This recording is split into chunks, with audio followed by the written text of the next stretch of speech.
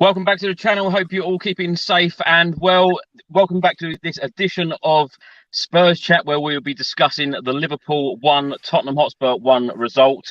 I've got three very special guests with me, but if you're watching this on YouTube, please do hit that subscribe button and hit that like button as well. If you're listening to this on an audio platform, do hit that follow button and leave a review if you can. Now, Heung-min Son put Spurs 1-0 up in the 56th minute. That is his 20th Premier League goal of the season. Diaz equalised for Liverpool in the 74th minute. We have now qualified for at least the Europa League this season, so we will be playing Europa League or Champions League football next season. Now let's introduce the three very special guests. I've got best-selling author back on the channel, Kimberly Chambers. Kim, how are you? I'm all right, thanks, Chris. Cheers for asking me back on. Yeah, I mean, a bit disappointed, which I shouldn't be, and if it was mid-season, I wouldn't be, but there we are. But we did ourselves proud. We'll get into the football in a second, Kim. Ricky, we've got Ricky Norwood back with us, of course, former EastEnders star, and of course, star of Princess Switch 3. Ricky, how are you? I'm very well, my friend. I am in the little toilet again tonight. Quietest room in the house as we're going late. But yes, I'm doing very well. I think the boys, again, like Kimberly was saying there, they've done us proud, and I can't wait to jump into it, mate. We've also got Rob Howard with us, first on the channel, so thanks for joining us, Rob. Sony award-winning radio DJ, currently at Capital FM. Rob, how are you? No, I'm very well, thank you. Do you know what? That award was about 15 years ago now. I'd forgotten about it, so thanks for reminding. At the very least, I remember I won that award. Yes, awards, no one can ever take them away. Yeah, exactly. Now, Kim, let's start with you. Your thoughts on today's game? 1-1 against Liverpool. Well, I was dreading it a little bit because it's one of them grounds we never particularly have much luck at. It's, even when I was, I'm knocking on a bit, and even when I was growing up, like it was, I remember when I first started supporting Spurs, I don't think we've won there for 60, 70 years. And I think we broke the duck quite early on in my Spurs supporting life when Garth Crooks got the winner up there. But since then, I was up there when we won, when Klinsmann got the goal.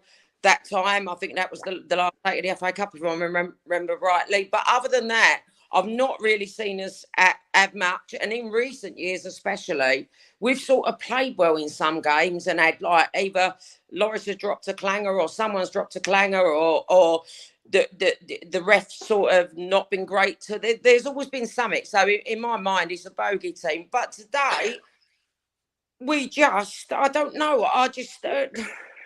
bit worried earlier on, but obviously we soaked up the pressure. But then I think we come into the game that bit more. It was obviously the tactics that Conte had sort of prepared for the side, and I think in the end they worked. And really, when you look at it, in the end, we've got beaten by a deflection. Really, I mean, I think that's the most disappointing thing.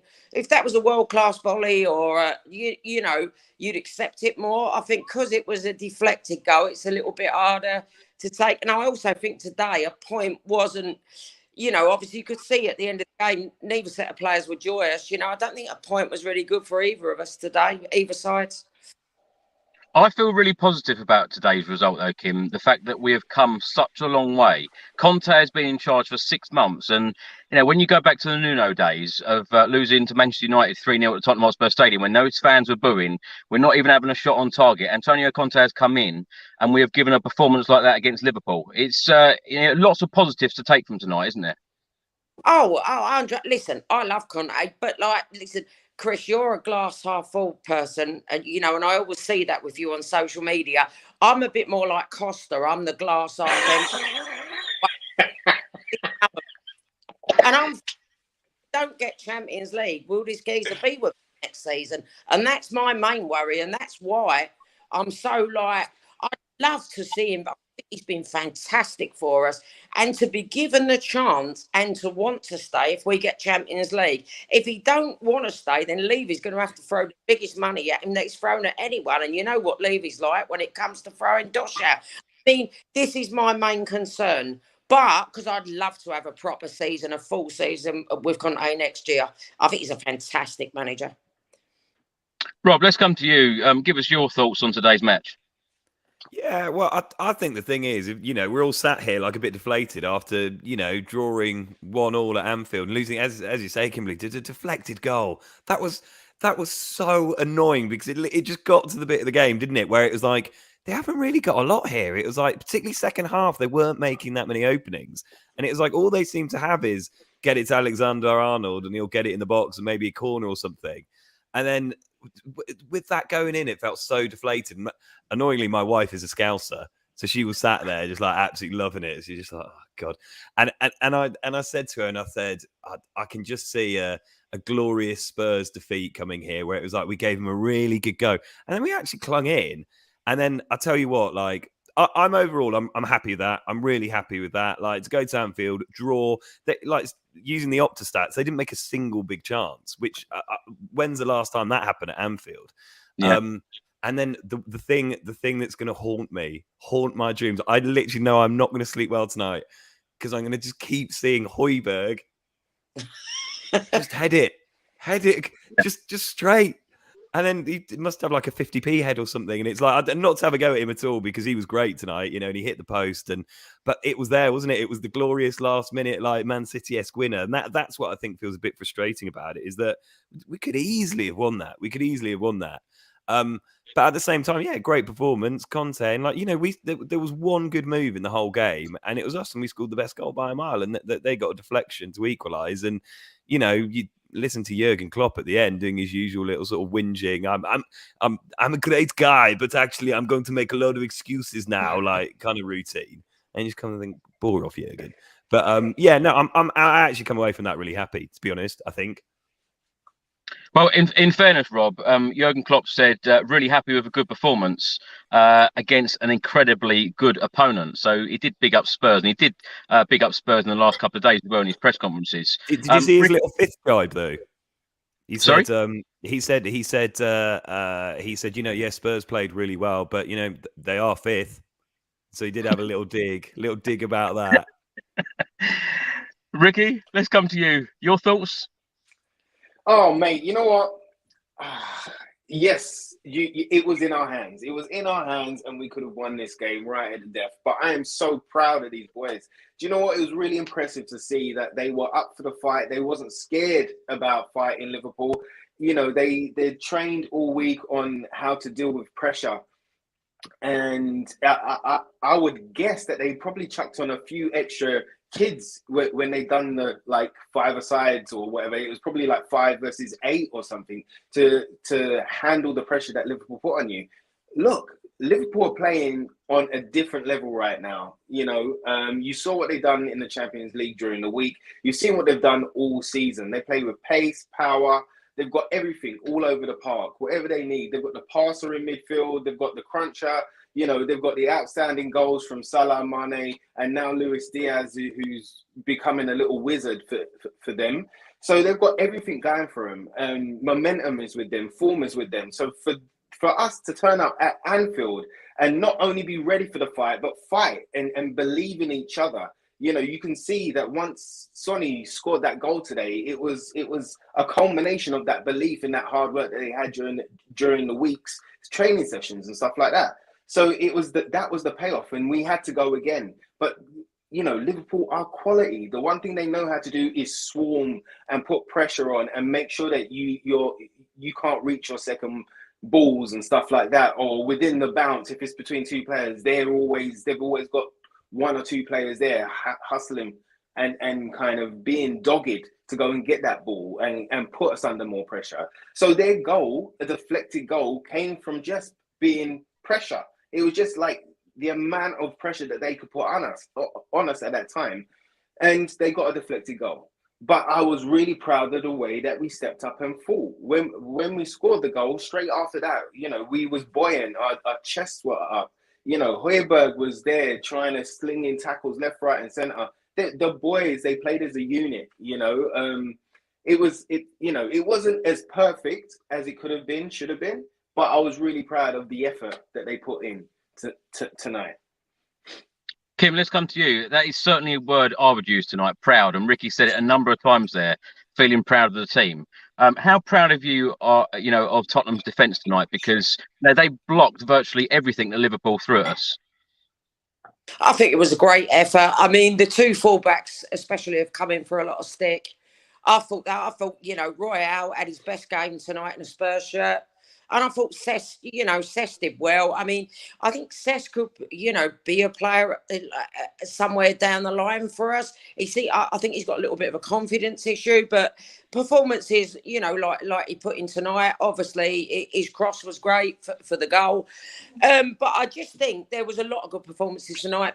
Davis, I mean, you can't really single out a player. I think everyone showed a bit of grit and that's, you know, that's all we ask for as fans, really, isn't it, Chris? You know, showing willing and giving it all you've got. I mean, we don't ask for any more than that. But there was some great performances, and yeah, you've got to be proud. It's just a shame that it's not the. But then again, listen, so many twists and turns this season. Let's not be down tonight. Who knows what's going to happen? And you know, let's just be. Listen, let's look forward to Thursday. Rob, let's come to you. How excited are you about having Antonio Conte as our manager? Because in the 6 months that he's been in charge, to turn around this squad the way that he has and to get performances out of some of these players that he has, certainly, and I know Kim said don't single out players. I'm going to single out Ben Davies because I thought he was absolutely sensational tonight. Oh, he was so. How good was that block he did on Salah, where Salah did the little cut in, little shimmy, and you thought, oh, you know, we've seen this Salah goal so many times, and he just came out of absolutely nowhere, like this turn of pace, like, you know, everyone thinks of him as sort of gentle Ben, and he's turned into like a real leader at the back. He's very aggressive. He's almost like he's got a touch of the Romeros about him. I don't know if he sort of picked it up from him, but he really, really attacks it now. But yeah, a full season with Conte would just be, it would be so good. You think you got the full pre-season. And then, you know, you kind of forget at the start when he first came in, like they're trying to employ a new system, this 5 at the back system. As well as that, he has his like crazy fitness levels as well, which he's trying to get a team fitter during games, which is like nearly impossible because how do you do that? You've got to allow time for recovery as well. I think when he came in, we were still in the conference, weren't we? So we were playing like every 3 games or whatever. And then we had the wave of COVID as well. So then half the team were ill. So yeah, if you give him a full pre-season, you give him a couple of players in key positions, and it would just be it'd be so exciting. It'd be so exciting. But I don't know, I kind of almost don't want to look at next season yet. I think it's there. It's still there. I think there's still a lot to go. And I think I just think Thursday's going to be massive. And I just think going into it, as you say, how great having Conte as the boss. Who, if I could pick a manager in the world to have going into Thursday night, like elite winning mentality, beat your arch rivals, maybe take the driving seat for 4th if you do it, I'd pick Antonio Conte out of anyone in the world. And we actually have him. He's actually our manager, and that's what's happening on Thursday. Ricky, let's come to you. Let's talk about Tottenham starting 11. Of course, Hugo Lloris in goal, the back 3 of Romero, Dyer, Davis, wing-back Sessegnon and Emerson Royale. In midfield, Hojbjerg and Bentancur. And then the front 3 of Kulusevski, Harry Kane, Heung-min Son. One change, Kulusevski in for Lucas Moura from last week's result against Leicester. Did you expect that? Yeah, I mean, that's our strongest side right now, especially with, you know, Doherty and Reguilón being out. So that's definitely our strongest side. We saw how much Kulu changed the game last week and how important he's been since he's turned up. You know, his winning mentality, his guile, his drive, his, you know, and his freedom of movement and play is exactly what we've needed for a long time. And we've seen that. We saw that last week when he came on and changed the game. So he was definitely going to start today. And it was good to see that 11 out there. You know, they all had their minds set. Conte made sure that the plan was settled within them, and they went at it. You know, nobody would have given us a chance of winning or picking up a point today the way that Liverpool have been playing recently. So for us to go there and do the job was fantastic. Like you was talking there about Davies and, you know, Romero, and, you know, Romero had a few kind of, all right, iffy passes, but I think that was happening throughout the team. There was times where they were so on it or angst, you know, that their passes were slightly short or slightly quicker than they wanted to, or they knew that they wouldn't have much time on the ball and had to move that ball quickly, which in turn is going to create mistakes because Liverpool are everywhere.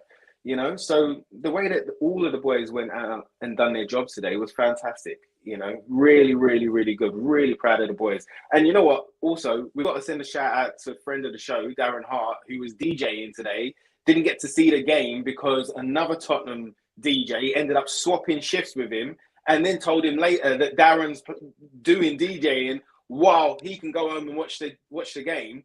He's on his way home right now, so he hasn't watched the game. He said that what he's going to do, he's going to listen to the show on his drive home, and we're going to inform him how the game went. So, Dal, well done for today, and drive safe, and we've got you. Don't you worry. Absolutely. Ricky, are you surprised on how Antonio Conte has really improved the likes of Eric Dyer and Ben Davies at the back? Because, of course, we know the quality of Christian Romero, but you know, when I do these shows, I write a number of notes down during the match, and all I seem to have written down this evening is Romero block, Dyer block, Davies block. You know, block throughout the whole of the game. Are you surprised on how much Conte is getting out of some of these players at the moment? I mean, yeah, really. We know what type of quality that Conte brings to Tottenham, but to see it happening and to see where they were in the beginning of the season, you know, under Nuno, and especially in those 4 London derbies that we had, 3 or 4 back to back, where, you know, it was terrible. I didn't know where we was going as a side. Davies was on everybody's sell lists before Conte turned up. Dyer was a bit 50-50 with fans, whether he should be on the go list as well. You know, all of us were looking for 2 centre-backs at least to come in during the summer last year. So to see the performances that they're showing, the professionalism, the confidence, the knowledge, you know, you can see that both of them, Davies and Dyer, and of course Romero, but they're taking on all of Conte's tactics like a sponge, and they're loving it. You can see them loving putting together the plans and you know, the little kind of interplay or the kind of responsibility, right? You take responsibility there, I'll cover your back, and you know, the way that they're interchanging, I think they're thriving off of it, and they look like different players, and they wouldn't be on the sell list right now, not for me. You know, yeah. Yes, we could bring in more centre backs, or, you know, whatever Conte needs, give him the tools. And, you know, if he can do this with the Tottenham that we have now, with 2 signings in January, what could he do with a full preseason, like the guys have already been saying, and a full box of tools, mate? A full box of tools, you know, everything that he needs to compete. That's exciting times for Tottenham. But right now is the test. So like Rob was saying there, let's not look to next season. We've still got a challenge on our hands. And we as fans and the boys, everyone has to stay focused on what this challenge is. This ain't over by a long shot. Don't you get it twisted. It is not over by a long shot. The Gooners have got some very tough games coming up. And once we burst their bubble on Thursday, let's see what happens. Let's see what type of reaction that they put out. So don't you worry. Let's concentrate on the job at hand. It ain't over yet. Well, after today's result, Tottenham Hotspur remain 5th in the Premier League. We've now played 35, which means we've only got 3 games left. We've won 19, drawn 5, lost 11, got a goal difference of plus 20. We have 62 points. We're now just 1 point behind our North London rivals, Arsenal, in 4th, with 63 points from 34 games, respectively. And of course, as you said, Ricky, the North London derby is on Thursday. Kim, when you look at that Premier League table, how are you feeling? Because we've secured at least Europa League football for next season. Are you confident for Champions League football?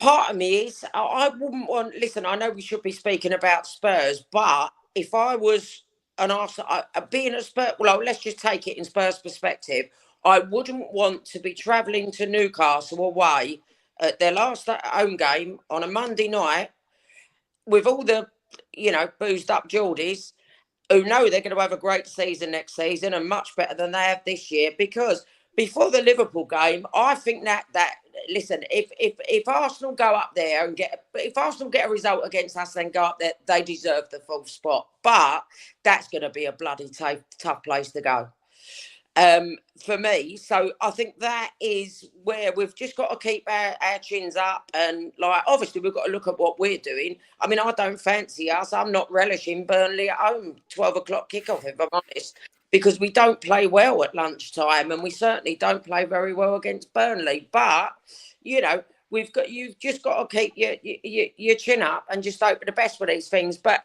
listen, a nice little result against that mob on Thursday would set the ball rolling nicely, especially if we can put a couple past them.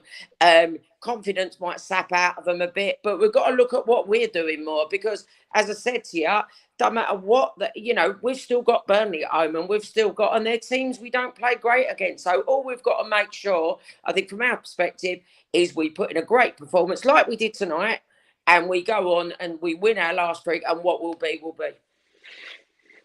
Well, of course, our last three games are Arsenal at home, Burnley at home, and Norwich City away. Arsenal play tomorrow on Sunday, home against Leeds. Then, of course, they've got Spurs away, Newcastle away, and Everton at home.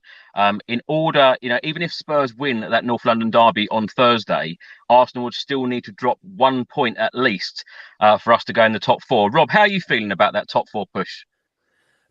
Well, I think it comes down to perspective a little bit, doesn't it? I think I don't think of the games outside North London derby on Thursday. I don't think Arsenal win all three of them.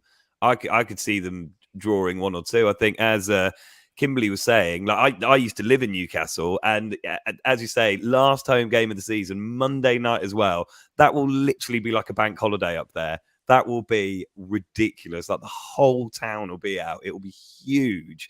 They've got a really good home record as well. If Arsenal win that, then as you say, Kim, it's like that's fair enough. Like, that's a great result to go and do that. But I don't think they will. I think the problem is where this is so hard to predict is both of us are just inherently, I guess, if you go in for fourth or fifth, inconsistent teams. If you look at all of our last six games, both sides, the teams we've lost to and the teams we've beaten, you wouldn't pick it out. Like the run they went on where they lost those three to Palace, who was it, Southampton and Brighton, and then they beat, United, Chelsea and West Ham.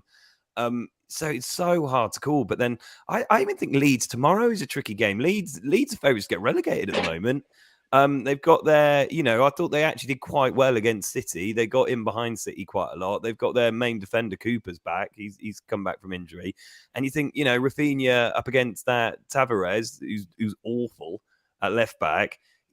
I don't think they'll keep a clean sheet against them. So, yeah, they could drop points there. But, but then likewise, we could lose to Burnley. So you just kind of like, it's very hard to call. But, I think we'll do it. I think we'll do it. I think exactly what Kim said. I think we'll win North London derby. They'll drop points to Newcastle. We're going to the last game of the season. I think that put us a point ahead now, would it? Is that right? But or level, but we'd be ahead on goal difference.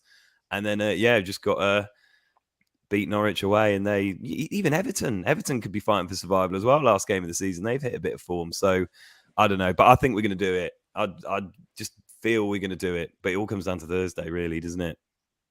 Absolutely. Yeah. Ricky, you've come on this show so often this season. You've always been confident for top four. Are you still feeling confident? Bro, I get more confident by the game, let me tell you. And do you know what? Seeing them, look, do you know what? Let's look at Sonny right now. Did you see how Sonny walked off of that field today? He was knackered. He gave everything. And, not only on the attacking front, but also chasing back. And every single one of those players done that today. And where I saw that they were up for the fight, where I saw that their minds are set. This is Conte time, people. This is what happens. We've got to the crunch times. And now normally, as Spurs fans, we know sometimes when it comes to the crunch, it might not happen. But right now, we've got Conte, who has been working not only on the fitness, not only on the tactics, but he's been working on their mentality. He's been driving in this winning habit, this winning mentality. He's, we know that he doesn't want to compete for just fourth. He wants to go for titles and wants to go for trophies, right? But he has started to position this fourth spot as a trophy, as a league win, and he's trying to get that into the boys' heads. So seeing him go to work today, Leicester was a different story. We had to beat Leicester, and yes, people might say they put out their B-side. They had one eye on their own semi-final and stuff like that, but they were still a tough outfit who had been drilled, that have had a couple of seasons under Brendan Rodgers now. So they know their jobs. So it wasn't an easy night. We still had to work for it. It wasn't given to us on a plate. So today was the test because, again, nobody gave us a shot at getting anything from Anfield. you know?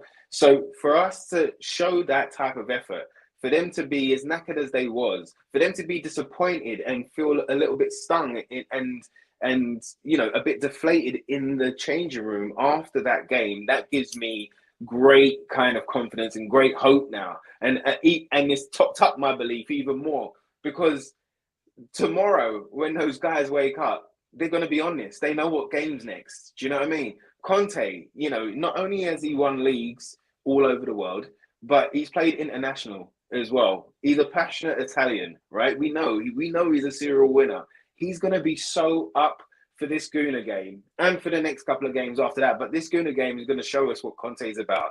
And these boys are going to be up for it. They're going to be buzzing for Thursday.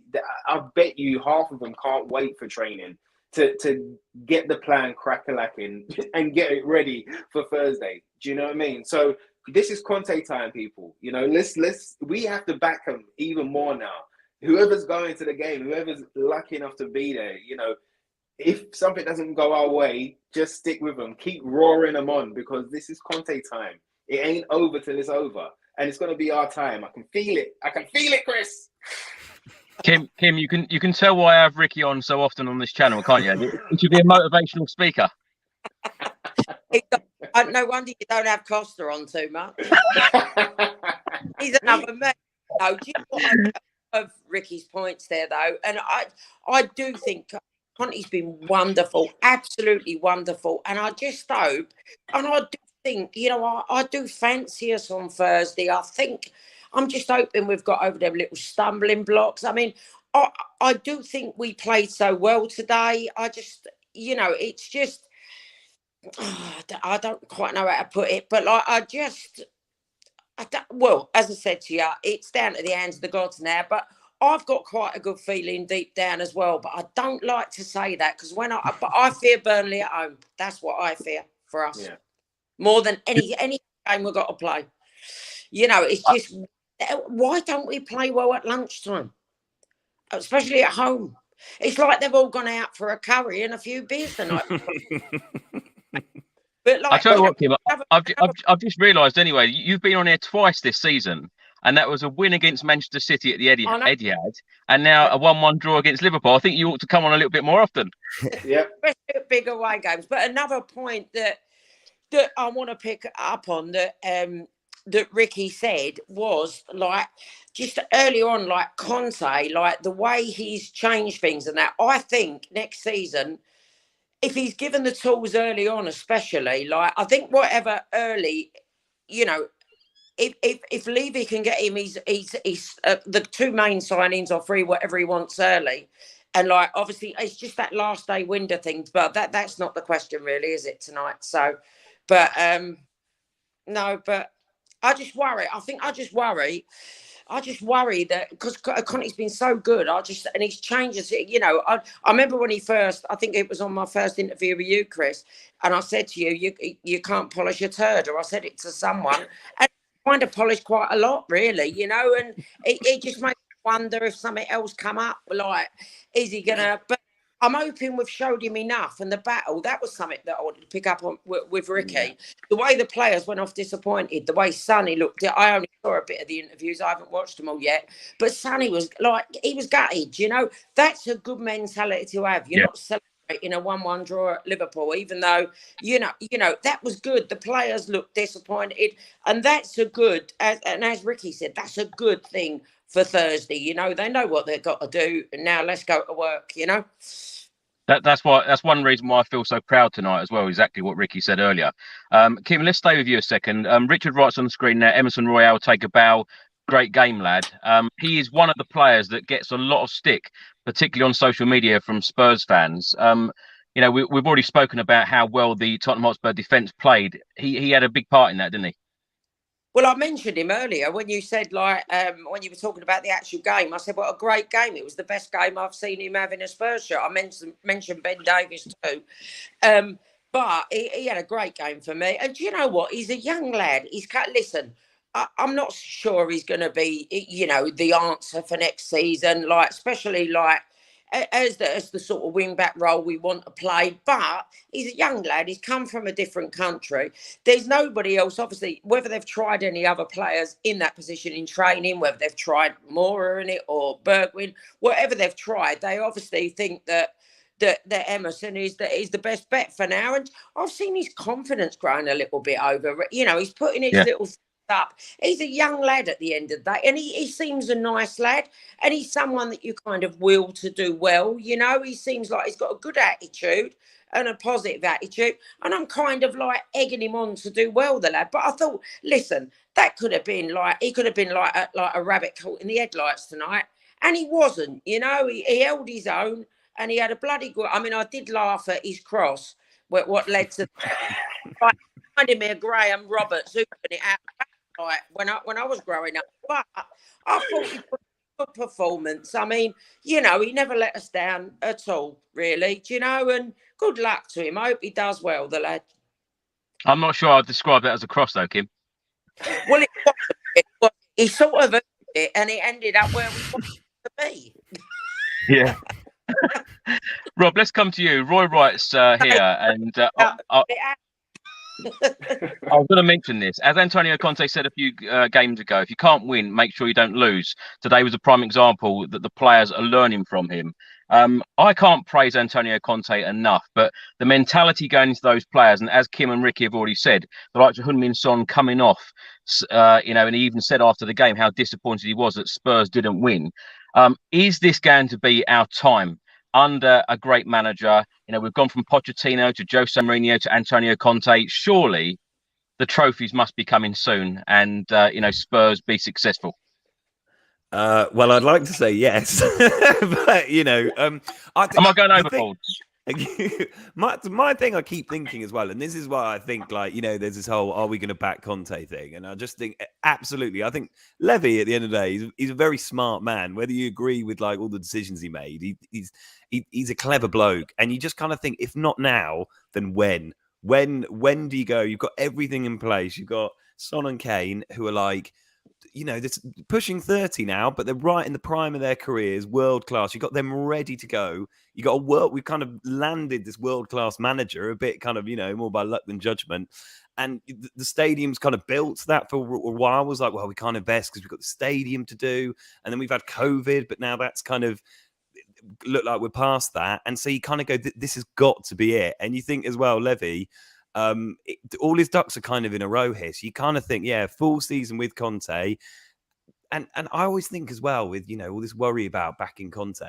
You remember how toxic the atmosphere was at that United game where they beat us, and there was the whole crowd just turned, and apparently the reports were like Levy was there, and he was that's why they sacked him, because he was so shocked how toxic it had gotten. And so you think, blimey, that was because we'd hired Nuno and he was about to sub off Lucas Moura, who'd run around a lot. Imagine if he lets one of the greatest managers ever leave because we won't give him enough, you know, we won't buy him a new like backup striker or something. Yeah, it's all in place. It's all in place. That's what kind of it feels right. It feels like the pieces of the jigsaw are ready and we're ready to go. And you say as well, and the Conte game plan is working. Sometimes you get these big managers and they come in and you go, it hasn't quite happened for whatever reason. You know, look at like Rangnick going into United and everyone was like, here we go. He's the guy, the man who invented football, and he's going to get them all gegenpressing within like 2 training sessions. And it didn't happen. And it's worked, and the players have bought into it. The fans have all bought into it, and you kind of think, yeah, it's there. It's there to happen, and all the pieces of the puzzle are ready to go. When you mention Nuno there, Rob, it feels like a very long season, doesn't it? Mate, I can't believe it. I cannot believe we had Nuno. He's been linked with the Watford job, hasn't he? And it came up on my timeline, and I was like, remember when we used to have him as a? Hang on, that was only 6 months ago. It feels like about 10 years ago, doesn't it? And I don't ever mean it disrespectfully either, but so many times on this channel I always say we've gone from Pochettino to Jose to Conte. I always seem to forget Nuno, or probably want to forget.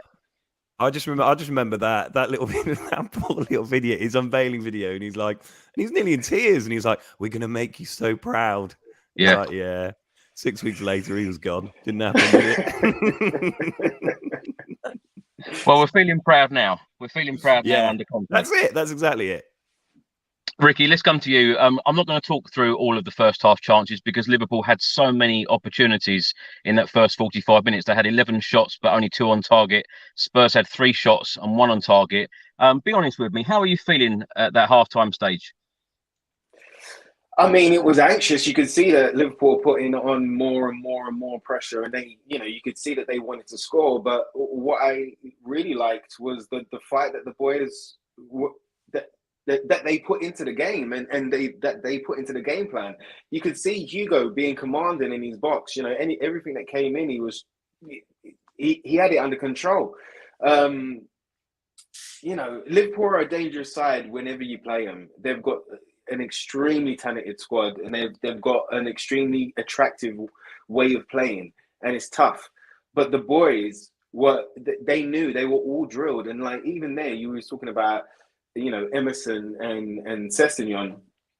Both of them right now have been handed responsibility. So before, they've got to fight for their spot, right? They've got Doherty there, they've got Reguilon there. Every week or so, they're fighting. They're trying to put in a good performance, but they can rely almost on the fact that if they have a shocker, then the other one's going to come in and they're going to play the next couple of games, and I can work on my game in training. But these two right now are the only fullbacks, wingbacks that we've got, and the responsibility has been put on their shoulders. Show up. What do you want to do? Are you up for this fight? Do you know what I mean? Like, show us what you've got. Show us what you've been doing in training. Show us how brave you can be. Don't be scared of the opponent. Let the opponent be scared of you. Let them worry about you. Don't worry about them. Go. Do what needs to be done. When it's time to defend, sit in. When it's time to go forward, bomb it. Do what you need to do. Get the crosses in. And I think not every moment went to plan with the fullbacks, but I think it was a good showing. It was a great assist from Cess, to Sonny to score today. I thought that's going to give him confidence. That's going to help him bounce on. Do you know what I mean? That's going to keep him kind of listening to Conte and what the plans are, and how he can improve. That's going to spur him on, So I think that was really confident. And then to see Emerson playing solidly, all right, some things went past him and sometimes he got doubled up on, but he played like he was strong. He was strong today. He was up for the fight. So that's just a kind of like an example of what the whole team were giving today. So, look, when it was getting towards the end of the half, it did look like Liverpool were going to do something, but I was confident in the boys that they were at least going to hold out into half-time. Kim, let's come to you. In the second half, I wrote down here, in the first 3 minutes, we gave away the ball 3 times in really poor areas, giving Liverpool a number of opportunities. Eric Dyer made a good clearance. Christian Romero made a good clearance. But then, of course, in the 56th minute, Heung-min Son put us 1-0 up. The ball come from Hugo Lloris, went to Emerson Royale. You described it as a cross to Harry Kane, went out to Ryan Sessegnon, crossed to Heung-min Son to tap home. A wonderful team goal, wasn't it? It was, and I'm giving him the cross because he's tried so hard. Don't be so cruel, Chris. Bless him. Do you know what I mean? That'll be on his highlights on Twitter tomorrow. You can't. True. Very true. He's going to put that as an assist. You know what? Man. No, do you know what? Like, and I'm not mocking him. I want that lad to do well. He's only young. Do you to you. But it was a great goal, and it was what I was just hoping, like what Ricky just went back to, like obviously the pressure was on us. I was just hoping we get to half time and it was goalless, and then we came out and there was more pressure on us. But and when we got the goal, our confidence did seem to grow, and we felt like we could get more. We nearly there was another opportunity in that second half. And it was an Emerson cross that did go a bit wrong. But, if only that cross would have been better. The one that hit Son. It went on and then hit Son. If that cross was... That was another goal for me.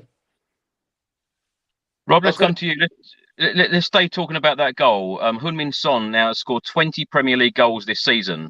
A record high in the Premier League for the South Korean star. What have you made of Heung-min Son's season? Oh, he's been unbelievable, hasn't he? He's been like the thing about him where I think maybe this season is slightly different. Can you remember for years we were always like he's quite a patchy player. So you'd be like, you'd have 3 or 4 games, he'd be brilliant. You'd have 2 or 3 where he wasn't that great. And he's kind of kept that up a little bit. When was it? It was about, I don't know, a month ago where he had those few games where he's kind of like, he was miscontrolling the ball quite a lot. But this season, he's kept scoring all the way through. He's been so solid. He's turned into like a proper goal scorer, and it's always been that thing, isn't it? Where you kind of go, oh, I feel a bit sorry for Son because he's always been in Kane's shadow. But this season, he's been our main guy. He's been our best player.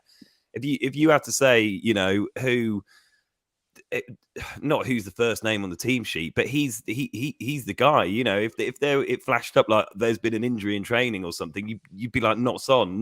He's the guy who's going to win us games and get us goals. And he's just been he's been so good, and he's just so dangerous. That's the thing. When he's just on that high line, there are quite a few times even today where you can tell the defenders are just looking around. Like Konate just kept like looking around and was like, where is this guy? Because he just times his runs so well, and he's been brilliant. He's been our best player. He's been our best player this season, and he's definitely it's not a case of in Kane's shadow anymore. I think we're lucky to have 2 of the best players in the league, two of the best players in Europe, and I think they're as good as each other, to be honest. Ricky, what did you make of Dejan Kulusevski's performance this evening? I thought he done well. He's a strong boy. He didn't have one of his best games, but I thought he kept to task. It was a tough game for him. Like we've said many a time, Liverpool put on the pressure. So there's a lot of time that he was running back as well and helping cover Emerson or cover the overlap and stuff like that. But he showed bundles of energy. He showed bundles of fight. I still always think with Kulu right now that he could find a dangerous pass or a dangerous cross at the right time. And he was worth his minutes. He was definitely worth his minutes. I've been loving Kulu this year. I just love the attitude of the boys today, honestly, really. All of them are stepping up. And all of them are showing, especially Conte on the sidelines, that he can do stuff with this team. I was just happy, mate. I was just happy with Kulu. I ain't got no criticisms to say to him.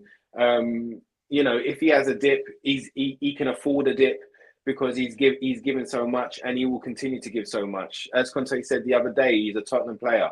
The paperwork's pretty much done, but he's a Tottenham player, and he's already counting on him, not just for the rest of this season's fight, but for next season as well. So, yeah, I mean, the more he plays, the better he gets, man. So just stay on it, Kulu, stay on it. I think he was probably our most fouled player this evening against Liverpool. Yeah. Kim, let's come to you. In the 74th minute, Liverpool equalised through Diaz, went past a couple of players, then deflected off Bentancur. A shame, really, wasn't it? That was the most disappointing. As I said to you earlier, Chris, if that goal would have been a worlder, you'd take it on the chin, But the fact it was a deflection, and we defended so well, really, throughout the game. That's the most disappointed thing to take. I think that we've letting a goal by a deflection. I don't think we deserved it on the performance, but then again, I mean, swings and roundabouts. We sucked up a lot of pressure. They hit the bar in the first. Then again, we hit the post. So it swings and roundabouts, isn't it? But yeah. Rob, let's come to you. In the 78th minute, Sanchez come on, Sessegnon went off. Ben Davies then went out to the left. What did you make of that decision? Because Conte done exactly the same thing at Brentford. Yeah, well, I think it's just a because Liverpool really did it. I was quite surprised how few little openings Liverpool actually made. Like a lot of the ones in the first half where we were like, oh, it was us giving the ball away in a dangerous position. They didn't actually work that much. And so they literally just seem to resort to that's what get the ball out to Trent, and Trent try and put a ball in, and same with they literally put Tsimikas on, didn't they? And just said, just get down the byline and put a ball in. So I think Conte was just like, right, Sanchez is one of, if not the best headers in the squad. Was right, let's get him in the box, and it goes back to that Conte thing, doesn't it? Of you know, it'd be great to be in to nick a winner, but it would be so deflating if they score now. If they were to get like a cheap header off a corner or something, it would have been a real like with Thursday as well. It would have been a real like deflating kind of thing. And so I think it's that like, you know, it's great to win, but do not lose. And I didn't mind it at all. Saw some people going, why aren't we getting Bergwijn on? But I just thought, they're getting so many crosses in the box here. Let's just get him on. Let's see this out. And we still got a chance.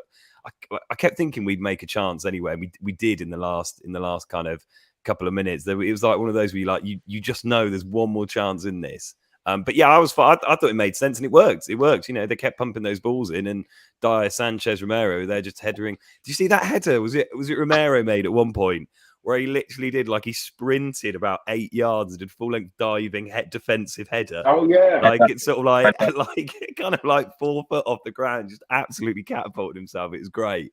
But yeah, no, I thought it made sense. I thought, and it worked. Rob, let's stay with you, because even at 1-1, Spurs did have a number of opportunities to win the game. In the 87th minute, Heung-min Son on the counter-attack, he had so many options up there with him. He kind of slowed the game down a little bit and then give it to Ben Davies, who then shot over the bar. Correct decision for you, giving it to Ben Davies, because he seems to have so many options on then. Yeah, I think he was just shattered, wasn't he? He was so tired. I think that was, you know, and it was another, and he like got there, and I think that was a guy, you know, and he put a bit too much on the pass, and I was thinking just use the runner Davis, cut in, and then do your curler for the far corner. But yeah, there were chances, and then there were a few little, actually after we scored, there were a few little half chances where like Emerson, who I thought was brilliant, but there were a couple of times he kind of got in. And I just don't think he has it in his locker, that kind of just like great little ball across the front, like whip it into the corridor of uncertainty. I don't think he's quite got it. And there are a few of those little options. But yeah, oh man, that would have been great. Can you imagine Sonny dropping the shoulder, top corner, wins it? But yeah, I think he just run out of steam by that point. He looks shattered. Ricky, Steven Bergwijn on in the 91st minute. Of course, he's come out in the last week or so stating that it's probably highly likely he's going to move on in the summer because he's just not simply playing any minutes at Spurs. Is it unfair on him to get such little time again and again? Hey, listen, I mean, I think Bergwijn, you know, he's come to us young. I think there's a hell of potential in him. I think he can dribble. I think he's got a turn of pace. I think he's strong. I think he can shoot. I think he can be a very dangerous player in the future. But I would like him to be the first sub on at least, especially after the Leicester game. When was it? End of January, beginning of February, where he came on and he scored those 2 against Leicester to make it a winner for us. And then he's gone away to international duty, and he's done fantastic for them. Scored in both of the games, I think. I can't remember. But basically, I know he was on hot form. So coming back, it's tough, right? Because right now we've got balance up front. Right now, you can't drop Sonny. He's Mr. Tottenham, you know, as Ramon Vega said to us, what was it, last week, that he doesn't get enough credit, you know. So and Vega calls him Mr. Tottenham. So you can see that he's Mr. Tottenham. He's our most reliable player. He's goal scoring, like Rob said, you know. He's a dangerous guy. So you can't really drop him. You're not ever going to drop Harry Kane, are you? You know. He can do anything, whether that's Kevin De Bruyne cross-stroke pass or whether knock one in from 30 yards or, you know, he can do anything, you know, Harry. And Kulu's come in and he's given us balance right there. You know, Bergwijn and it's unlucky for him because every time he got a run of games, he would get injured and then he'll be out for a minute and then he's got to fight his way back in and other people were in front of him at that point. And it's unfortunate. It's unfortunate. So I would like him to get more minutes. I think he's a dynamite player. I would like him to even stay with us. Next year, we're going to have 5 subs in the league. So, you know, he could be a very dangerous option for us. But if his head's turned and he's not showing it in training or Conte doesn't trust him, then we've got to trust Conte. You know, we can only trust in his decision and what he sees. And this is what we mean by back Conte, not just back him in the transfer market, but back his decisions and back his eye and back what he thinks, you know. So he said it's unfair for Bergwijn. He would like to give him more, but it is what it is right now. We've got comments here saying Ricky looks like Michelle Vaughan, and we've got comments saying that Rob looks like Rodrigo Bentancur. Have you heard those ones before, boys? No, I haven't. I'll take that though. I like that as well. Yeah. I get the Michelle Wilm going. As long as they don't say I look like Kathy Burke, we're all right.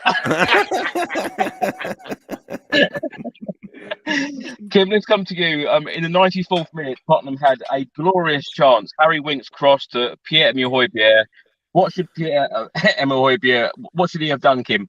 For the net, stuck it in the back of the net. I mean, what was it? Well, he had such a good game. I don't want to knock him, you know. And I thought the shot he had that hit the post, he took it really well. But what was he thinking? I mean, you just put it in there, you know. It's just, you know, what can you say? But like it, yeah. He just that was the golden opportunity to win, wasn't it? You know. I don't know. But then again, I mean, I can't say what he was thinking. But obviously, he weren't thinking right. But he should have maybe thought Harry would finish it. I don't know. Maybe where he'd hit the post of the first one, who knows? But like, no, I think. Listen, he only had to put it goalwards. It was in.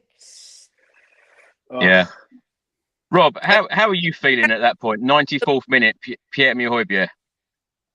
Oh, I'm absolutely gutted, to be honest. Yeah, I felt for him because do you know what? It was almost like one of those where he had a bit of time, didn't he? Because it was like beat the offside track. Lovely ball by Harry Winks, by the way. What a great little sub that would have been. Cameo coming on, putting that in, and he. I think he did that thing where he saw it coming. He saw Kane. He thought, here we go. And he slightly snatched at it. And it just like too much was going through his head.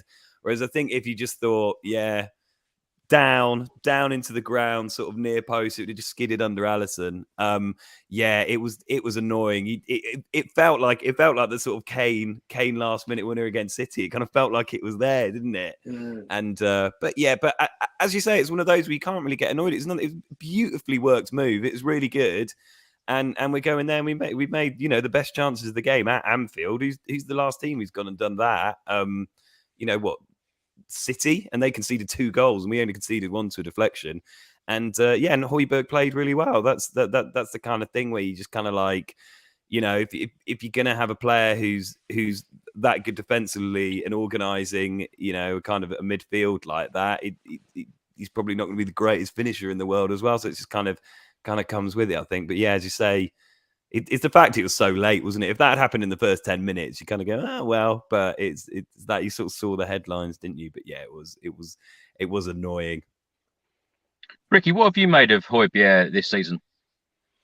I think he's had a bit of an up and down season, but what I love about Hojbjerg is that he gives everything. You know, even when he's shattered, even when he didn't really have a midfield partner. You know, I'm talking like under Mourinho or. The season, under Mourinho, and he was doing everybody's work, and he would knacker himself out. But you look at the reliability that every manager's put in him. You know, Mourinho started him near enough every game. He was the midfield general under him, played every single game, and then under Nuno, pretty much played every single game, and then under Conte, pretty much played every single game. You know, and not only that, for the internationals as well. Again, you know, he was almost like Captain Fantastic. You know what I mean? So he's a reliable player. He gives every single thing. He leaves everything on the pitch. He does what is needed for the team. It would have crowned off a great performance, I think, today. I mean, he wasn't 100%. Yes, there are things that he could have done better. Maybe a stronger pass, or you know, maybe a little look, or maybe a little header towards goal. But I felt that he put in so much effort and energy to cover that midfield and to break up play and to try and kind of create chances or create moments from nothing. That I think he goes a bit under the radar, and I think sometimes he gets a bit too much stick.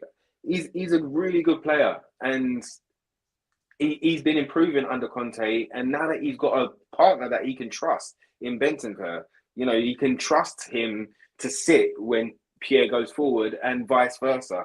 And to have somebody that you can trust and not worry about them, not have to cover them, allows him to kind of express himself even more. So, you know, it would have been the cherry on the cake today if he would have scored, and I would have loved it if he scored today. And it might get a few people off his back, but you know, he gives everything for Tottenham. He loves it. Kim, with the very weird season we've had, and I use that word weird because it's been so up and down. And of course, Rob mentioned Nuno Espirito Santo earlier, and then of course Conte come in. Would you be happy at the end of the season if Spurs qualified just for the Europa League? Yeah, in a way. If Conte stays, yeah, I'd be happy with that. I'd have taken that, especially when we employ. I mean, the Nuno appointment was madness for me. Honestly, I really didn't see. I just didn't see what we saw in the man, or not knocking him. I know he did all right at Wolves, but like Jesus wept, he's not Spurs. I know he's a player, and I'm not. You know, I just didn't. Talk about Tottenham for me, and I just didn't get what at all. And he was uncharismatic. Everything about him, his interviews, and I mean that was funny. What he come out to with the goalkeeper that's up at Celtic now, like he must have been quite blunt and all. I mean, I don't know how people took that, but I just didn't get him at all. I didn't get the appointment. Obviously, we was grasping at straws, I think, when we didn't get the managers that we wanted at the time. But like, you know, obviously has turned it around, and we just got to hope we can keep it. But Nuno to me was just a nightmare appointment, and I thought, what are they thinking? You know, it would be. I mean, there's rumour of him, I think, going to Burnley now. It'd be far more suited up there. I don't think he'll be buying your books based on your comments about him, Kim. You know, I once wrote about someone about him, and he worked in the Chick King across the road. Rob, let's come to you. Rob, let's come to you. Talking about the Europa League, the difference between the Champions League and the Europa League. Is it the fact that Arsenal are sitting in fourth? You know, would a lot of Spurs fans be happy with a fifth place finish this season, particularly, you know, the season that we've had? Would you be happy with the Europa League spot? I think that's it. It's Arsenal, isn't it? I think people say like United weren't such a like absolute basket case of a club. Say they just kind of, you know, pulled it together and just put a run of games in and ended up getting fourth. And we, you know, you'd kind of go, wow, okay, fifth, take that. And you've got all the promise of next season. But it's just going to be, it's that, isn't it? If they get it, and I don't even think they're that good, but they obviously win games. But you know, that's the thing. To be fair to them, they've got is that they just have they do have a bit of a knack of winning games. They're good at seeing out teams they should beat up until lately. But yeah, that's it. That'd be the thing to lose for them to do it, and then watch them on, you know, like Tuesday or Wednesday nights and getting all excited. And then I think that's the one thing about the Europa League is if you just imagine what it'd be like that first Champions League night back at the stadium. Like, how long have we been out now? As well, through three, 4 seasons, something like that. And you'd think how excited it would be. Whereas if we were, you know, when the Europa League starts up again, it'd be a bit like, all right, here we go. Who are we playing tonight? I don't know. I'll have to Wikipedia them. Okay, you know. And it wouldn't quite have that same buzz. Whereas, yeah, like group stages of Champions League would just, that would be so exciting. You'd be looking forward to it. You'd be counting down the days. So even though it would still be great, as you say, all the exciting if Conte stays, fifth as well, it's enough to attract good players with a bit of money. It would just be then watching them lot do the big Champions League nights and just be all smug. That'd be bitter pill to swallow, wouldn't it? It is only 2 years without Champions League football, Rob. I know. Oh, is it? I know it feels like 3 or 4, but we were playing Leipzig away when COVID hit, and then of course it was the lockdown after that. But yeah, it just feels like, you know, 3 or 4 years, as you've said. Rob, let's stay with you. Do you think that if we were in the Europa League and not the Champions League, would it affect the types of players that Antonio Conte would sign for Spurs, or, you know, is Conte the pull for the players anyway? I think it would a bit. I think not necessarily because they wouldn't want to come. I think you then it's just a competition because teams are so good at identifying the right players, and you obviously have super agents shopping them around when they're ready for a move. And so I find it really interesting at the moment. If you look at almost all our targets we're linked with, like Arsenal are linked. It's always Spurs and Arsenal are both looking at this player. Yeah. And so you kind of go, well, if one of them has Champions League, that'd be a good sway. But on the other hand, I would say as well, we managed to get Christian Romero, who he's not like a gem that we discovered out of nowhere. He was Serie A Player of the Season last season. He won like the South American tournament, and we were in the Conference League and had Nuno Espirito Santo, to quote Kim, Jesus wept, and we managed to somehow get him. So I think it makes it a little bit harder, but there's still good players out of there. There's a lot of good players that you can go and get. And again, that's where, having Paratici, I think you kind of feel a bit more confident. You got a guy who, has all these connections and knows his stuff.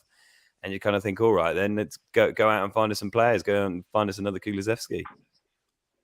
Ricky, if you think about it, we've already improved on last season because, of course, we qualified for the Europa Conference League. So we will now only play Champions League or Europa League. Are you happy with our season so far? I mean, Chris, we've gone through so much as a side. Do you know what I mean? The way that last season finished, the cup final, Mourinho sacking, the Super League, like we went how many months or weeks or days without a manager? We was linked to everyone. We got excited about Poch coming back. We got excited about Conte turning up. And then we end up with Nuno Espirito Santo. We think it's going to be all downhill. We win against Man City. We win the next 2 games. And then we have 4 London derbies and the terrible, I think, a Villa game. But we was just all over the place. And, if I was at that point, if I was thinking about it, I honestly thought that we're probably... with Harry's head being elsewhere as well, like the only positive really that we had going into the beginning of the season was Sonny signing his contract, Romero signing, and then we got another right back, Emerson, and we was hoping that we could start to build something. But the way I saw it back then was like, we're probably going to finish 10th. I would love to finish at that point, Europa League was the height. Because there was no way we was going to finish in the top 4. There was no way. United had just brought Ronaldo back. They always spend money. Man City, Chelsea, Champions League, Super Cup, Liverpool, different planet. So if I was thinking back then, especially under Nuno, I probably would have been like, we're probably going to finish it within the top 10. We're not really going to do much, and I think the majority of us are going to be happy that we're not in Conference League again.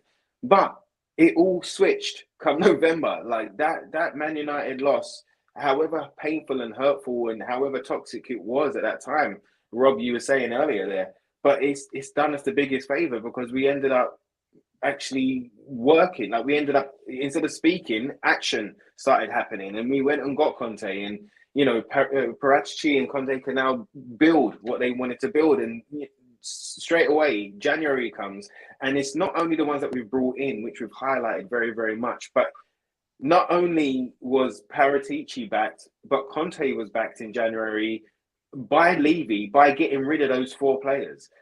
We normally would hold out for a astronomical fee on certain players, but we got rid of Dele on a free. We got rid of Ndombele and Lo Celso on loans, and we put out Brian Hill to kind of get game experience and build up some strength, etc. But those players we spent a lot of money on, and majority of the time, a chairman is going to say, you know what, they might not be working right now, but sort it out, work it out. We spent a lot of money on them. We're going to lose out. But he trusted Conte, and he trusted the plan that was happening. And those players have moved on, and 2 players come in that were ready made fit for not only the Premier League, but for Conte and his systems. He's gonna do wonders next year, bro. So for us to finish, if we finish in a Europa League, that was our height back then. It would be disappointing that we missed out, and if the Gooners do it, that's the biggest disappointment. But really and truly, how far have we come? We've always said, Chris, me and you, especially on this show, as long as we see progression in our side. And that is what we have seen. We have seen progression. How much excitement are we going to have, regardless of what competition we're in next year, when Conte's got a full toolbox, and he's going to be building that toolbox for the league, not for the cup. He's going to be building it for the league. So, you know, like, we've progressed. We're going in a great direction. So let's keep it going. Trust in him, and let's keep it going. Kim, who's impressed you the most since Antonio Conte's come in? Who do you think Conte has improved the most in this Spurs squad? Not just this evening, not just the performance this evening, but over that last 6 months. I think most of the players have shown massive improvement in front of them. I mean, Ben Davies, I'd say, if I'm honest. I think Dyer has played well under previous managers, but I think Davies has come on leaps and bounds. He's always played really well for Wales, but I think he's come on leaps and bounds under Conte, if I'm honest. So I'll go with him. See, Kim, you're turning really positive on this show now. I am, and I am, and do you know what? I've still got a good feeling about top. I have got a good feeling because I just think Newcastle away on a Monday night with a load of boozy Geordies is going to be very. It depends what we win beforehand, but I do. But I just hope Conte is there next season. Going back to a few things Ricky said, he's done so much since he's come. I'd love to see him with that full toolbox for one season, but the one thing we've got to do, and I love the noises he's been making lately, well, we need this and we need that, because we've not really had that manager before to give, listen, I'm not knocking Daniel Levy. He's done a wonderful job over Spurs in the years, but what we are lacking is trophies and that final push. And when it comes to deadline day, we've got there a lot of times, especially in the January, where we just need that one or two players to give us that little push. And there's so many times where I think we could have won the bloody league if we'd done it, and we've not done it. But Conte's loud, he's outspoken. I love his attitude towards everything, the way he throws his toys out the pram here and there, everything. If he don't kick, if Levy can't work with him and give us what we want, then we might as well give up our season tickets, I think. Do you know what I mean? Because it's, it's either now or never, isn't it? As Elvis once sung, let's be perfectly honest. And it is, because I slumped my season ticket in. I think I've told you before, after 35 years, when Poch wasn't backed and then sacked, that was when I gave it up. And I don't regret it because I can't get there a lot now. I can always get a ticket when I want, and I'll go in my mate's box a lot. But I just think it's, with someone like Conte, what he's done, it's now or never to back a manager. And you can't leave it till the last 5 minutes of deadline day. You've got to get him what he wants a bit earlier so he can work with them in pre-season. And let's start the season where he's worked with these players and, let's go. Well, in the last couple of days, Antonio Conte said if you want to win something, for sure, you need players at the top, not medium-level players. A lot of people talk about winning mentality, but when you get the winning mentality, it becomes a drug and you want to repeat it. Rob, do you think Antonio Conte will be backed the way that he wants to be backed in the summer for next season? Yeah, I think he will, and I think he has to be. As we sort of mentioned before, I think exactly as Kim was saying as well. We're kind of, as fans, there's only so much you can kind of take, and there've been, as you say, quite a few missed opportunities to really kick on, and there's always been an excuse. It's always been the stadium, or we're going to consolidate. We don't want to do like a Leeds from the back in the day and overspend. We've got to be self-sustaining. It's always been this kind of thing. Whereas now it kind of feels like it's all in place. Conte is there. I can't see him walking away as well. From Conte, you kind of think, you've done the hard bit, mate. You've done the hard bit. You've come in. You've kind of whipped them into shape. You've got these players playing out of their skin, like above their level. You've done the hard bit. Like, why would you walk away now? And I think, I think Levy will kind of go. I think the big thing, that Ricky was saying that really makes me think that is, if you think in January the players we let go, it was I think they're our two most expensive signings. Yep. I think Lo Celso, by the time you work out the loan fee and everything that they did, 100 million between them. Yeah, and then you had Yeah, and then even Dele Alli, who last summer I think PSG came in for on a loan or something, didn't they? And Levy wouldn't do it because he was like, I don't want to do a loan. He's too big an asset to kind of do that thing. And the fact we shipped him out on loan. There's all these talk in the moment. I think there've been a few articles saying like, we're kind of willing to take a big hit on both of them. Ali, I know we put all those clauses in, but he left on a free transfer. And Levy is not a man who, if he thinks he can get an extra million for a player, he's a brilliant negotiator, but he's a hard lined one. So the fact he's actually done that, I imagine, pained him. It absolutely pained him for it to happen. But it has happened. So I think, and that for me is such a massive sign, as well as getting the Juve lads in. It was doing that. So yeah, I think he will be backed, and I think it'll be a really, really exciting summer.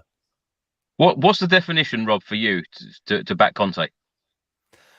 I would say the interesting thing is because Conte has this slight reputation of like, oh, you have to spend millions and millions and millions, but you kind of don't. I remember hearing a story about apparently he got annoyed when he was at Inter and he felt he wasn't backed, and it's because they didn't sign Giroud as like a backup striker, and he was literally like, I think it's been like 7.5 million or something like that.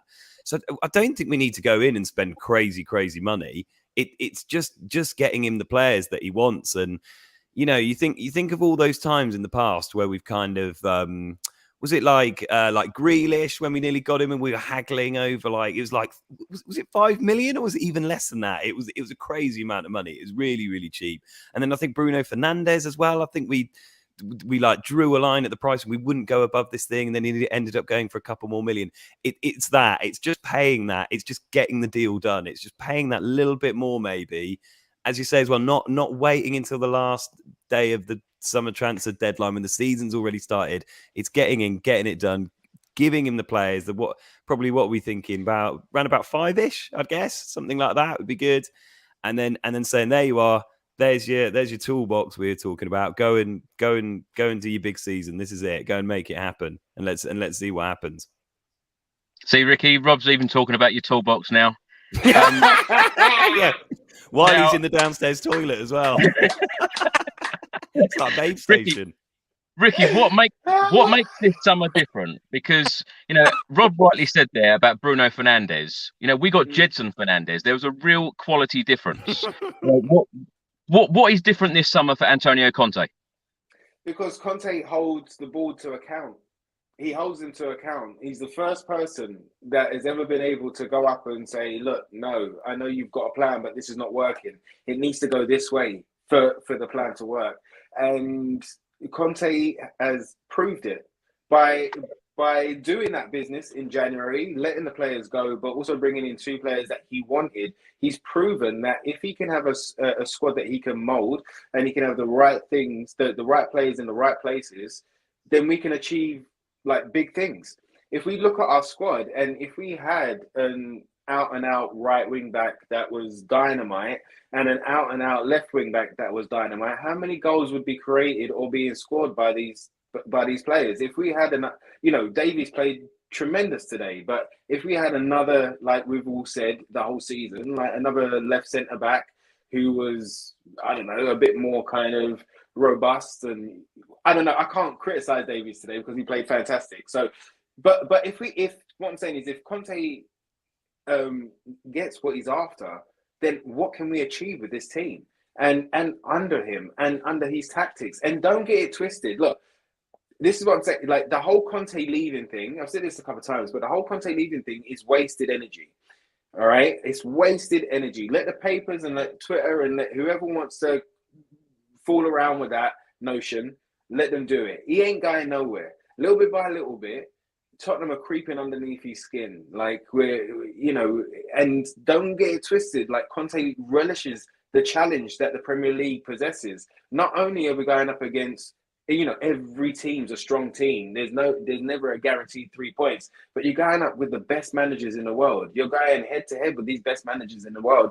And I think he's excited by that. And the fact that we can show him that we can execute an improvement and his plans and tactics, and with the result today, 1-1 at Anfield, that's massive. So I think he's getting seduced by us. I think he's starting to love our fans. I think we're a perfect match right now. And I guarantee you, especially next season, at least, he ain't going nowhere. It's a bit like Harry Kane when as soon as he started scoring goals, everyone was like, he's going this season, he's going this season.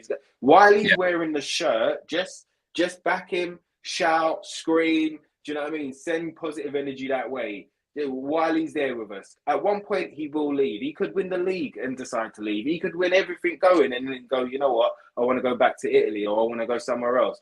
He's one of those characters. So let's not waste energy worrying about him leaving. He ain't going nowhere for the minute. He's wearing the shirt. He's got a cockerel on his chest. So just trust it and let's see what happens next. Like put your energy into motivating the boys to go and get the result on Thursday. And then, against Burnley and then against Norwich. Let's keep on our fight, and just put all this good energy and all of this, this frustration that we've had this whole season, put it into the next 3 games, man, and let's see what happens. Kim, we spoke a little bit earlier about Steven Bergwijn possibly leaving the club in the summer. Now, out of all the improvements that Antonio Conte has made in the last 6 months, any other players you see leaving and don't have a future at Spurs in the summer? There's a lot of them. There's a lot to. That's the one good thing I think about our transfer window next year. I think we can. The only thing, obviously, Levy's got to do is perhaps take a hit on some of the players, as the other lads have said. We've got to, we've got to get rid of Ndombele. We've got to get Sanchez. Isn't really Spurs. There's a lot to go, 6 or 7. But from that 6, Celso is another one. There's a lot to go that aren't really suited to the Premier League or just us. And who else? There really is quite a lot. I think perhaps Harry Winks, it's time for him to move on. There's 5 or 6 there at least, and even I don't want to say Emerson after today, but even Reggie, I don't know whether they're actually cut out for us and what sort of Conte wants to achieve. Whether some of them could be there as sort of a reserve, but Bergwijn, I think, is perhaps too good to sit on our bench. I think he's going to come really good somewhere in. I've always thought that, perhaps if he goes back to Ajax, he'll do really well out there. But I just think overall that there's a lot to get rid of. But I think we could probably get in 150 million for what we've got to get rid of, and then that gives us even a lot to spend without just spending out on nothing. Do you get where I'm coming from? The only thing that I would say though, Kim, is if Antonio Conte keeps improving players, do we end up offloading some of them? Oh yeah, well I've just said the one Sanchez I'd definitely offload. Yeah, and I'm not knocking. He's just never really shown it for me as a centre half there. Not at all. I mean, he was a great prospect where he came from, but Ajax, but he just didn't show it where he's dodgy on the ball. He's just, no, there's quite a few. Listen, you can't improve players that much. I think Antonio will know. He'll have seen enough of these players this season to know who he can improve and who he can't. And I think, and also it's about the attitude and whether the Premier League suits him. Lo Celso's a fine player, but I'm not sure that the Premier League's for him. Ndombele, I mean, I don't know the man, but his attitude looks like it stinks to me. And he doesn't look like the greatest laugh to have around the dressing room. He'd be first gone but then again, if I was running the country, the world would be a better place, Chris. Is Ndombele part of your toolbox, Ricky? Oh, I wish he was, mate. I wish he was. I wish he had the want and the desire, and do you know what I mean, and the effort and the will to be one of the greatest. Do you know what I mean? Because he's got everything in his locker. I really thought he was going to be an upgrade on Moussa Dembele, but it just hasn't worked out. Like Kim was saying there, it just hasn't worked out, and maybe he's better suited somewhere else. And it's unfortunate. But yeah, I wish he was part of the toolbox. But it's not about my toolbox, brother. It's all about Conte's toolbox, all right? And whatever Conte wants in that toolbox, he should have. And if that means taking a few screwdrivers out and a few hammers, then cool. Upgrade him. Whatever he needs, this is what we need to do. We need to back him and back his ideas. Absolutely. Now, before we talk about the North London derby on Thursday, Rob, let's start with you. I just wanted to ask all of you your worst moment of this season, your best moment of this season, and your player of the season. Oof, okay, all right. I think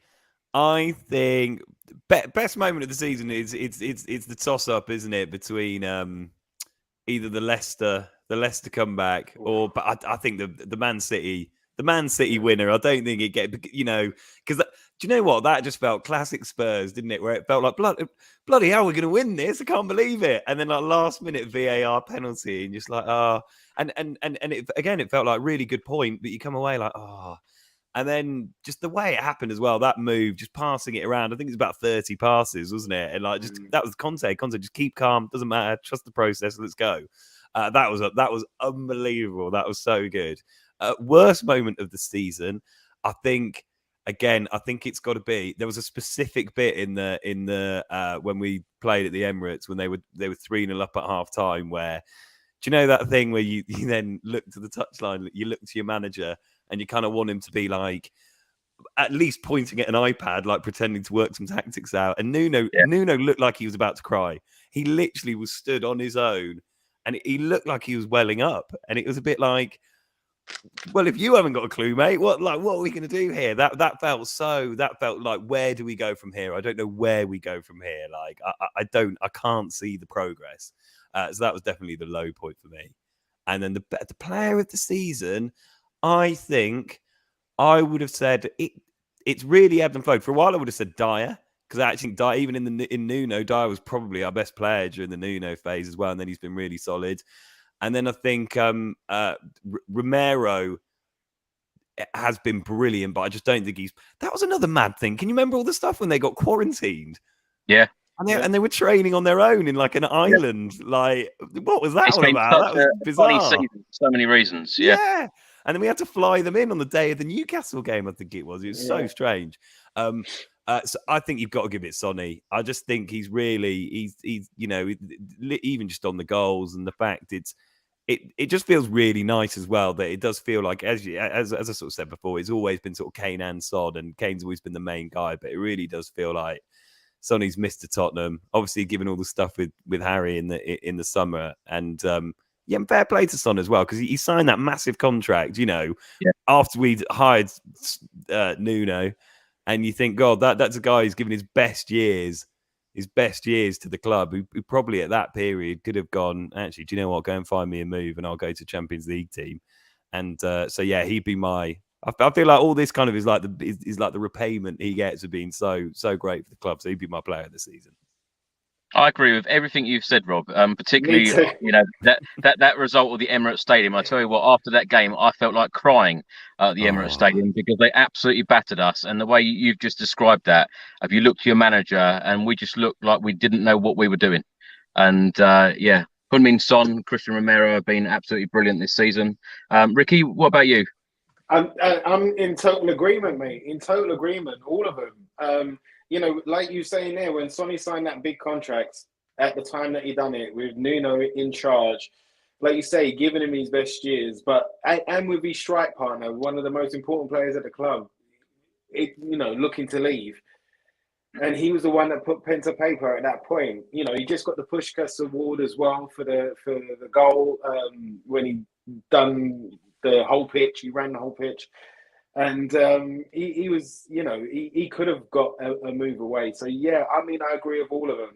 When it comes down to that Guna game, that's when I shook my head, mate. That's when I thought, I don't know what we're going to do here. I don't know what the season's going to be. And then when Carragher done his bit of analysis, when he showed we had no midfield, and I was just like, what is going on here? Like, there's ways to lose, and then there's what is going on here. So and then the Man City game as well, unbelievable, because again, nobody gave us a shot at going there and nicking it, but we did, and to see that fight in the team, especially at that point where we'd had the roller coasters, we had the ups and downs, but to see that under Conte, that was dynamite. And for Harry Kane to score against Man City after all of the speculations with Pep and Man City, and wearing a sky blue shirt, and he put the winner in, and spending 100 million on Grealish, he put the winner in with a cocker on his chest, and that was next level. But I think the best moment's going to be the end of this season, maybe after the Guna game, or maybe at the end of the season where we're at top 4, mate. Let me tell you, the best has not happened yet. Actually, another low point that turned into a very high point was Nuno getting the sack after the Man United game, and then of course Conte coming in. Kim, what about you? Worst part of the season was appointing Nuno for me. Right at the start. It's getting beaten Farmers League. I didn't like being in that, and even players. That Conference League was awful. Never going to be in that again.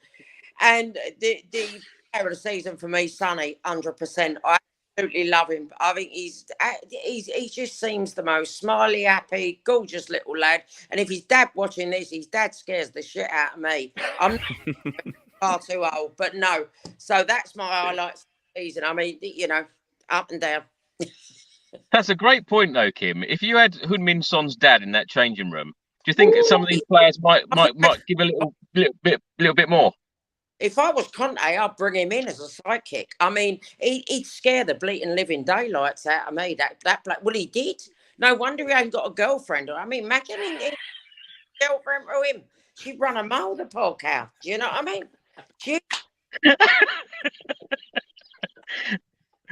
Rob, let's start with you. We're talking about the North London derby on Thursday. Give me your favourite North London derby moment over the years that you've been watching Spurs, and how do you think the game will go on Thursday at the Tottenham Hotspur Stadium? My favourite was I would go. Oh, I don't know actually. I think do you know what? I weirdly actually did quite enjoy the Jose 2-1 because it was just like we were sort of not playing particularly well, and we managed to just they were in a really bad patch as well, and it was like they gifted us a David Luiz. That was almost like a sort of Schadenfreude, just seeing them like just at their lowest ebb. I did quite enjoy that recently in the middle of lockdown as well. That was a fleeting highlight of lockdown. For Thursday, I don't know. I think it's going to be really interesting because a lot depends on tomorrow for Leeds. Because say they do go into this with a 4-point lead, they don't really need to win it, do they? They'd happily just take a point. So I could see them doing the old going to 3 at the back, play Rob Holding as well, and just absolutely sit. And then the worry would be we're in a kind of we struggle again. We're better when teams come out and play against us. So that would be my worry. However, having said that, I don't think they're good enough I don't think they're strong enough defensively to do it. I think they've conceded they haven't kept a clean sheet in 6 games or something like that. So I think it will be, I think it'll be like 3-1 or something like that. I think we'll get into a bit of a lead and then they'll have to come out. And then that's when we do the old Kane and Son thing. But I managed to get a ticket, so I cannot wait for it. I literally cannot wait. I don't know what You're feeling confident. Yeah, I am feeling really confident about it, and I just feel like I think everyone's on board. It's been years since particularly in that. Is it the biggest? Is it going to be the biggest game in that new stadium? Probably. Well, it's the first time that the Arsenal fans will actually have been in the Tottenham Hotspur Stadium, because previous games have been, behind closed doors. And of course, we played a friendly against them in the Mine series in August, but no away fans for that game either. So it's the first time that their fans would have been in our stadium. Do you think that's going to make a real difference, Rob? Oh, I think it's going to be absolutely huge. I think it's going to be massive, and I just think there's so much on the line. And I think everyone's on board now. I think there was a bit of a period where it was a bit like, after we lost the Wolves and the Southampton games, and it'd be a bit like there'd be a misplay, like Ricky was saying, there'd be a misplaced pass, and you kind of get that. People aren't doing it intentionally, but you kind of hear that sort of audible groan, and then the players get a bit twitchy, and it's kind of. I don't think there'll be any of that. I think it'll be everyone will just be so up for it. It'll be so loud all the way through as well. And I think we'll do it. I do genuinely think we'll do it. I just think we're a better team than them. I think we're a better team, and we've got a better manager, and we've got better players. and we have a better game plan as well. And I just think, you know, anything can happen in football, but I think that'll just bear out. Love it, Rob. Love it. Ricky, are we going to win? Mate, we're winning. We're winning Thursday all day long, bro. All day long. Think about how Antonio is going to drill the boys this week. Think about how buzzing they're going to be to kind of unleash. Think about how the Gooners ran away during December and you know, manipulated the COVID rules when they had one out, and then they sent a ton on loan, and suddenly they've got injuries that we've got to worry about. Do you know what I mean? And don't think Antonio's forgotten about that either. You know, he's ready to put it to him, bro. I think it's been a long time coming. I think everything happens for a reason. I feel we should have played them in December, but the fact that it's right here with everything on the line, you know, with in our home stadium with the crowd on their feet, kind of, oh, bro, it's going to be electric. It's going to be electric, and I think, you know, Conte's going to come out with a master plan, and we're going to do them. I don't even think they're going to score a goal. Bro. You know, and you've got to think about, I know I said as well, like, you know, let's worry about us. Let's worry about our fixtures. Let's worry about, and then let the rest, do you know what I mean, do what they've got to do. Don't worry about anybody else. But like you say in there, Leeds tomorrow, that's going to be a tough game, you know. They're fighting to stay in the league, right? They're fighting to stay in the league. They've got a base of Bielsa in them. And yes, they've got the new manager in right now. But they've got some fight in there, and the Leeds supporters have got some fight in them as well. They've been through some difficult times, so you know they're not going to go and wilt. I don't believe. Everton, they just beat Chelsea last week. You know they're going to be buoyed by getting that result and you know fighting to stay in the league themselves. So the Gooners have got a tough couple of games, and as both Rob and Kim was saying earlier, they've still got to go to Newcastle as well. So, mate, it's all on us, bro. As long as we burst that bubble, as long as we show them, you know, exactly who we are, like a 3-0, like a 4-0, then I think, you know, it's ours for the taking, honestly. Kim, how are you feeling ahead of this North London derby? Proper confident. I think we're going to smash them. And I think that will be their downfall. I think it's going to be we're going to beat them by more than 2 goals. And then they've got the lovely Newcastle away on the last day of the season with a load of screaming drunken Geordies who have probably off work, happy days like Arsenal. Kim, I think we've all rubbed off on you tonight. Well, I feel positive about this one. I think we've got this on. Listen, if we haven't got it, we don't deserve it. But I think we've got this. And what they need is a little wake-up call now to remember how crap they was a few weeks ago. And I think we could just be the team to give it to them. I expect us to beat them by a couple of... I shouldn't be saying this. Costa would be having such a go at me. Do you know what, Kim? I think what will round this off is you've got to text him later saying how Harry Winks played so well and Ben Davies played so well. That'll do it. No. Davies did play well tonight, in fairness to him. He had a great game. Kim, finally, favourite North London derby moments over the years for you? For me, and it's a weird one, and like obviously I could say the Gaza, but I weren't at that game. I was working out as a DJ in Corfu. But the favourite one for me is it was in the 80s when I went to Highbury. It was the first. Don't ask about the second leg of the semi-final, Chris, because it was so Spursy. But the first leg was when I went out, and we was all over, and we could have had 10 goals, but Clive Allen got the winner, I think, and we won 1-0. But it ended up going really Pete Tong right near the end of the second leg. So just don't ask about that. But that for me was a special moment. I think it was my first visit to Highbury. No, it wasn't my first visit, but it was the first time I'd seen us win at Highbury, I think. And we played so well that game, you know, and we could, as I said, we could have had 4, 5, 6. But Clive Allen, I remember him scoring the winner, and that was a great time for me. Are you there Thursday night then, Kim? I'm not. No, I'm not. No, I'm not there. But I'll be watching. I'll be watching at home. Well, Kim, thanks so much for joining us, and tell everyone where they can find you on social media and your latest book. My latest book's The Family Man. It might be still in the supermarkets, it might not be, but I've written 16 books. You can find me on Facebook, Kimberly Chambers, Facebook, Twitter, and Instagram. And yeah, hopefully I'll be cracking on with my next one soon. Well, thanks so much for coming on. Rob, it's been an absolute pleasure having you on. Tell everyone where they can find you and what you're up to. Yeah, I'm just same really. Twitter, Instagram at Radio Rob Howard. I'm actually on the radio tomorrow as well. So if you'd like to hear me talk more about Harry Styles' new tour rather than how effective Ben Davies is in a back three, then check me out tomorrow morning from 9. Fantastic. Well, thanks so much for coming on, and really enjoyed talking to you. And Ricky, thanks so much as always. Thank you, brother. Always an honor and a pleasure, my friend. It's been great being on with Kimberly and Rob. And Rob, you need to be talking about Harry Kane, not Harry Styles. I mean, come on, brother. I thought we were going to say, come on. Do you know what I mean? Man, I'm going to be talking about your toolbox tomorrow morning. That seems to be what the people want to hear about. Don't talk about it. I thought we were going to say Harry. Right? All right.